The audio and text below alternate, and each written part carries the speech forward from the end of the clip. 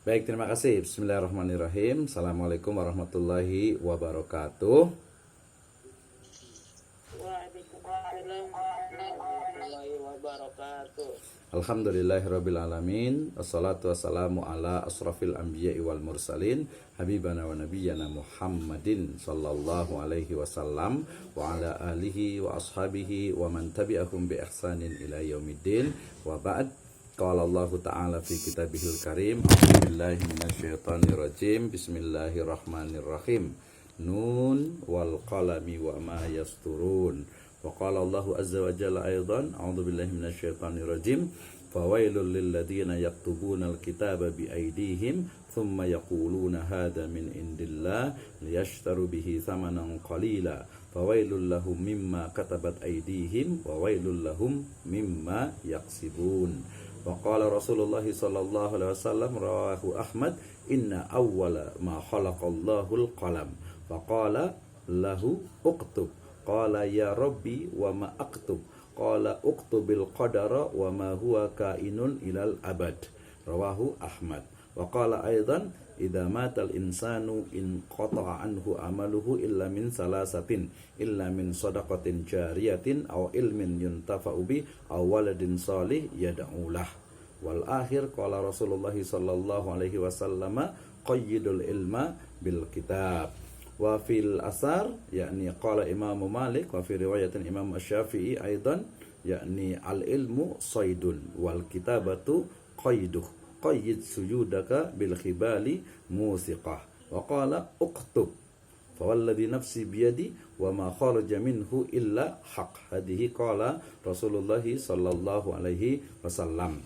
Amma ba'd fa inna asdaqal hadits kitabullah wa khairal huda hudan nabiyyu sallallahu alaihi wasallam.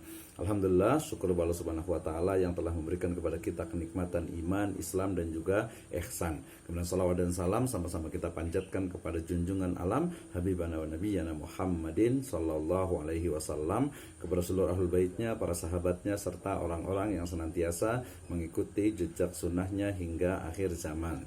Terima kasih kepada seluruh ibu dan bapak sekalian, teman-teman semuanya peserta di pelatihan menulis buku, ya, skripsi, tesis dan disertasi.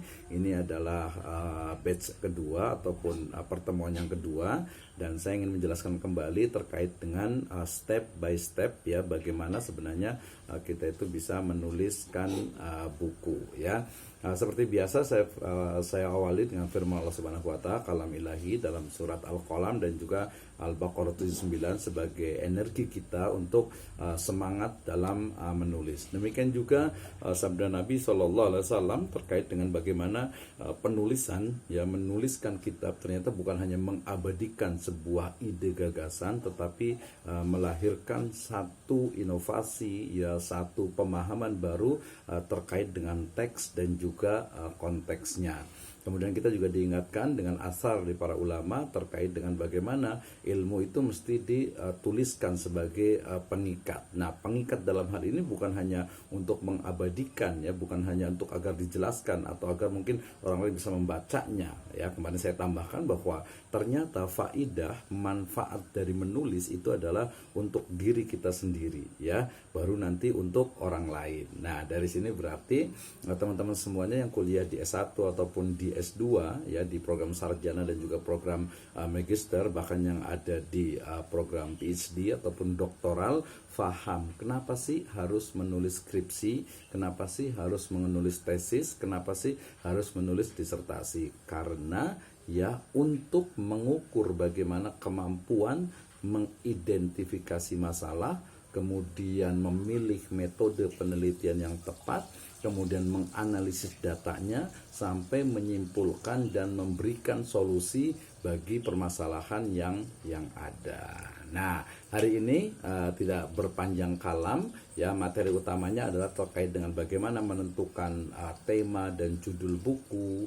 Yang kedua adalah menulis outline bukunya, kemudian juga menulis pendahuluannya, kemudian juga review editing, kemudian menulis bagian buku lagi, kemudian review dan editing lagi, menulis lagi, editing lagi, menulis lagi, editing lagi, sampai terakhir itu adalah review dan revisi akhir, Ya, jadi menulis itu sebenarnya sesuatu yang sangat mudah gitu ya, dan juga kita bisa jadikan sebagai ya passion, sebagai hobi, sebagai kebutuhan, bahkan seperti kemarin kita sebutkan menjadi sebuah ibadah ya kepada Allah Subhanahu wa taala.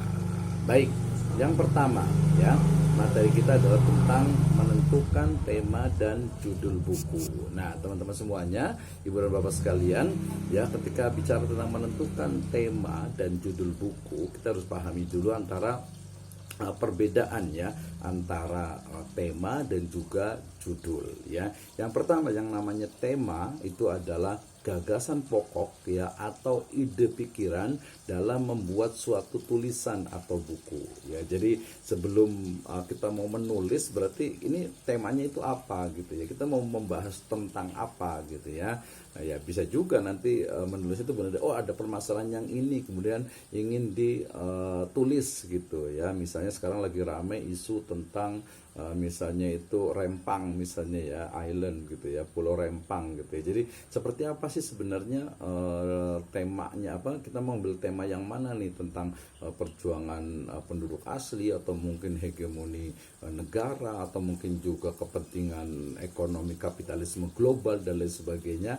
Nah, temanya itu yang paling penting. Nah, setelah ditemukan tema, berikutnya adalah menentukan topiknya. Jadi sebenarnya sih kalau dalam English itu hampir sama ya, topik, theme, topik gitu ya. Tapi saya pahami sebagai topik itu adalah dia rincian ya atau gagasan lebih detail dari sebuah tema utama. Biasanya dia adalah penjabaran dari tema utama ya, di breakdown sehingga kemudian melahirkan subtema ya, subtema yang disebut dengan topik, yang itu akan lebih menspesifikkan dari pembahasan yang akan kita tulis. Nah, dari situ kemudian kita juga bisa ya boleh memulakan ya tulisan itu dengan judul, rincian dari tema yang lebih spesifik dan menyiratkan permasalahan yang akan dibahas. Nah, judul di awal ya, saran saya tentunya adalah judul yang sangat mungkin untuk dirubah ya. Ini untuk teman-teman yang di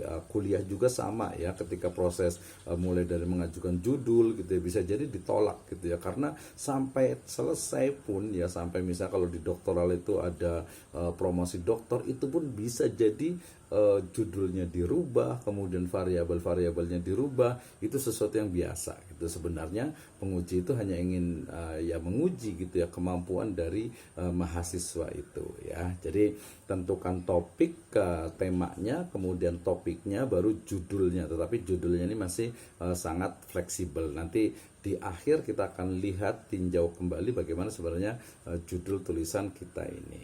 Oke. Nah, ini ya, jadi judul itu dia lebih spesifik, kemudian di luarnya itu ada topik, kemudian yang di luarnya lagi itu ada tema. Artinya apa?